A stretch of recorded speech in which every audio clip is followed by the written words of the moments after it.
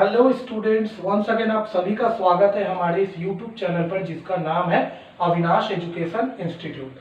तो जैसा कि स्टूडेंट आज का ये जो वीडियो है ये क्लास 10th के ट्रिग्नोमेट्री यानी त्रिकोणमिति जो कि एक नया टर्म होता है जो कि क्लास 10th से स्टार्ट होता है, पढ़ाया जाता है स्टूडेंट्स को। तो इसको लेकर आज हम लोग शुरू करने वाले हैं। तो आज हम कुछ फॉर्मूलाज की बात करेंगे जो बहुत ही इंपॉर्टेंट फॉर्मूला है ट्रिग्नोमेट्री में, यानी कि हिंदी मीडियम के स्टूडेंट इसको समझ सकते हैं त्रिकोणमिति, यानी ट्रिग्नोमेट्री को त्रिकोणमिति भी कहते हैं। तो आज त्रिकोणमिति का एक बहुत ही इंपॉर्टेंट चैप्टर है, तो उसके कुछ फॉर्मूलाज को हम बात करेंगे। तो देखिए कैसे आगे हम लोग फार्मूला निकालते हैं। तो मैं एक हिंदी मीडियम स्टूडेंट और इंग्लिश मीडियम स्टूडेंट दोनों के लिए बात करूंगा। तो यहाँ पर देखिए आज हम फार्मूला को लेकर डिस्कस करेंगे ट्रिग्नोमेट्री में। देखिए पहला चीज फार्मूला याद करने के लिए आपको मैं एक लाइन लिख के देता हूं, उसको आपको याद रखना जरूरी है। चलिए मैं पहले इंग्लिश मीडियम स्टूडेंट्स के लिए लिखता हूं। Some people have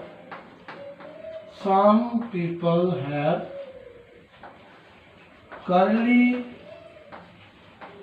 brown hair,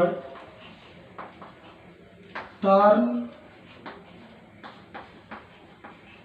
permanently black। ये तीन लाइन आपको याद रखना है, इससे फॉर्मूला बनेगा। Some people have curly brown hair, turn permanently black। ये इंग्लिश मीडियम वालों के लिए, ये चाहे तो हिंदी मीडियम के स्टूडेंट्स भी इसको याद करके फॉर्मूला बना सकते हैं। तो देखिए पहले फॉर्मूला बनता कैसे, उसके पहले हम कुछ डिस्कस कर लें। अगर हम यहाँ पे कुछ बेसिक चीजें जान लेते हैं, ये अगर मेरे पास एक ट्राइंगल है तो देखिए स्टूडेंट्स यहाँ पर क्या है, इस ट्राइंगल में यहाँ जो एंगल है ये 90 डिग्री का है और हमें पता है कि 90 डिग्री वाले जो ट्राइंगल्स होते हैं उसे हम लोग क्या कहते हैं, उसे हम लोग राइट एंगल ट्राइंगल कहते हैं, राइट एंगल ट्राइंगल कहते हैं। और एक चीज याद रखिएगा स्टूडेंट्स, हिंदी मीडियम वाले राइट एंगल ट्राइंगल को क्या कहते हैं, समकोण त्रिभुज, समकोण त्रिभुज। ओके, यानी याद रखिएगा स्टूडेंट्स कि समकोण त्रिभुज या फिर राइट एंगल ट्राइंगल जो होता है उसमें एक एंगल होता है 90 डिग्री का। ओके, अब जब एक राइट एंगल ट्राइंगल बनता है तो इसमें तीन चीजें जाननी बहुत ही जरूरी है। पहला, जहां पर ये एंगल बनता है उसके सामने वाला जो लाइन होता है ये, इसको हम लोग बोलते हैं हाइपोटेनियस, और हिंदी मीडियम के स्टूडेंट्स ये एंगल के सामने वाला लाइन को, जिसे हम लोग हाइपोटेनियस कहते हैं, उसे बोल सकते हैं कर्ण। उसी तरह से ये जो नीचे का होता है इसे हम लोग कहते हैं बेस। हिंदी मीडियम स्टूडेंट इसे आधार के नाम से जान सकते हैं। और ये जो स्ट्रेट होती है इसे हम लोग कहते हैं परपेंडिकुलर। ये हमारा क्या कहलाता है, स्ट्रेट लाइन, परपेंडिकुलर, यानी हिंदी मीडियम के स्टूडेंट इसे लंब के नाम से जान सकते हैं।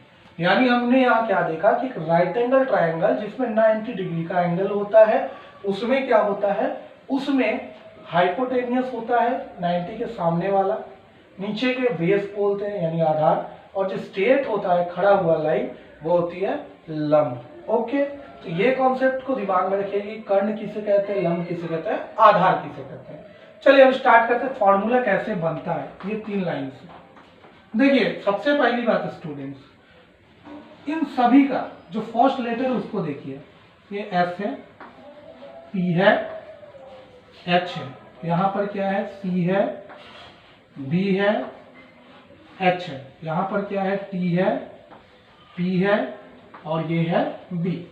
तो अभी गौर करिए स्टूडेंट्स, एक और चीज बता दूं, हाइपोटेनियस एच से स्टार्ट होता है इसलिए हम लोग इसको एच से डिनोट करते हैं, स्मॉल एच यानी कर्ण।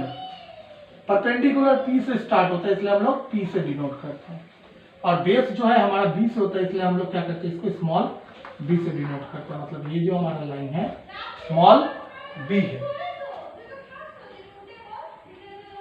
समझ में आया? तो चलिए स्टार्ट करते, देखिए कैसे फॉर्मूला बनता है। यहाँ एस है, तो हमारा एस से बनता है साइन थीटा। तो साइन थीटा का वैल्यू क्या होता है स्टूडेंट्स? साइन थीटा का वैल्यू जो फॉर्मूला होता है वो देखिए P और H है, तो पहले P को लिखेंगे डिवाइडेड बाई H, यानी अगर मैं बोलूं तो P मेरा क्या है? लंब है, और H क्या है? मेरा कर्ण है। तो हिंदी मीडियम के स्टूडेंट्स इस तरह से समझ सकते हैं कि साइन थीटा का जो फॉर्मूला होता है P बाई H, यानी लंब बटा कर्ण। उसी तरह से सेकेंड लाइन में देखिए C है, C फॉर होता है कॉस थीटा। अभी कॉस थीटा का वैल्यू क्या होता है स्टूडेंट? यहाँ देखिए B है और H है, तो B हो गया ऊपर, H हो गया नीचे, B यानी हो गया मेरा आधार बोलते हैं इसे, यहाँ पर दिखाया है हमने, B यानी इसे आधार कहते हैं, बाई H यानी कर्ण। और देखिए स्टूडेंट थर्ड जो है T फॉर होता है tan थीटा। अभी tan थीटा का जो फॉर्मूला होता है वो क्या हुआ? P by B, P by B, यानी P हमारा क्या है यहाँ पे? P है लंब, B है आधार यानी बेस। ये हमारा क्या निकला यहाँ से? साइन, कॉस और tan का फॉर्मूला निकला। अब एक स्टूडेंट चीज और याद रखिएगा कि साइन का भी उल्टा होता है, कॉस का भी उल्टा होता है, tan का भी उल्टा होता है। अभी देखिए इसको अगर मैं इस तरह से बताऊं कि साइन थीटा है, साइन थीटा का उल्टा जो होता है ना उसे हम लोग कहते हैं कॉसेक थीटा। ये आपको याद रखना पड़ेगा हमेशा। साइन का जो अपोजिट होगा वो क्या होगा? कॉसेक होगा, कॉसेक।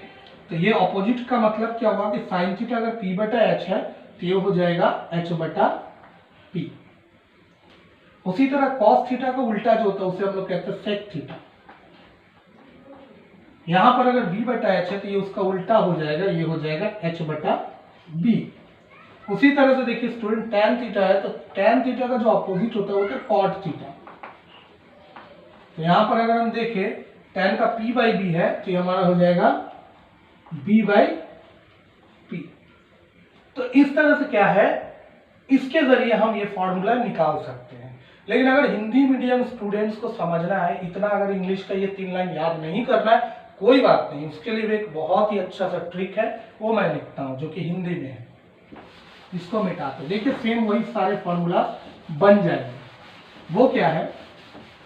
चलिए स्टार्ट करते हैं। मैं लिखता हूं कुछ,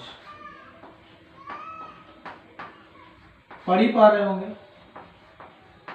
सब पागल है, दूसरा कौन बेवकूफ है, और तीसरा लिखता हूं कि तुम पागल बेवकूफ हो। तुम पहला जो था पागल एंड बेवकूफ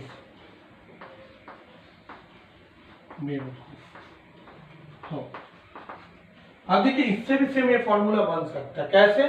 तो चलिए स्टार्ट करते हैं। सब मतलब एस से क्या होता है? साइन, एस यानी साइन थीटा। देखिए साइन थीटा का क्या होगा? पागल का P होता है और है का H होता है, तो P बाई H। आगे उसके बाद कौन का लिए कॉस C, तो यहां पर देखिए कॉस थीटा का होता है, बेवकूफ का B और है का H यानी B बाई H। और जो तीसरा है तुम यानी T फॉर होता है तुम, तो इसके लिए आ गया P बाई पॉका P बका B। इससे कोई जरूरत नहीं है, यानी मुझे मिल गया tan का P बाई B।